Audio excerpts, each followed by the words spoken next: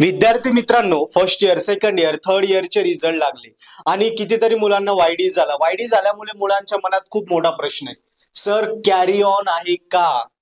मित्रांनो, आता मला या व्हिडिओमध्ये तेच क्लिअर करायचं. बघा, मागच्या वर्षी युनिव्हर्सिटीने कॅरी ऑन का दिला होता, स्पेसिफिकली फक्त क्रिटिकलच्या मुलांसाठी, म्हणजे ज्यांचा पेपर गोल्डन मध्ये होता त्यांनाच दिला होता. कॅरी ऑन का दिला होता? कारण कोरोना नंतर लगेचच्या त्या बॅचेस होत्या आणि त्यावेळी मुलांना अभ्यासाला वेळ तेवढा भेटला नाही.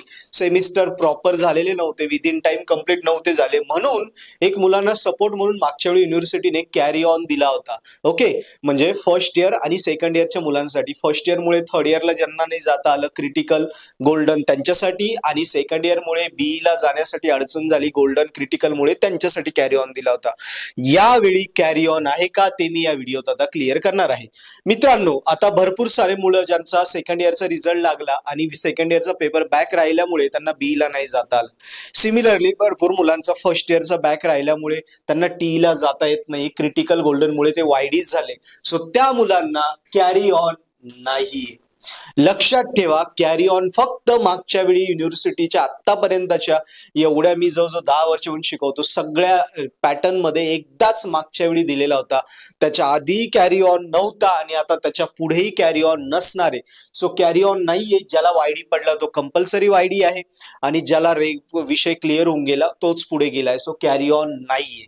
क्लिअर मित्रांनो? सो आता मी तेच सांगेल पुन्हा एकदा, वेळ वाया न घालवता आत्तापासनं लगेच अभ्यासाला लागा.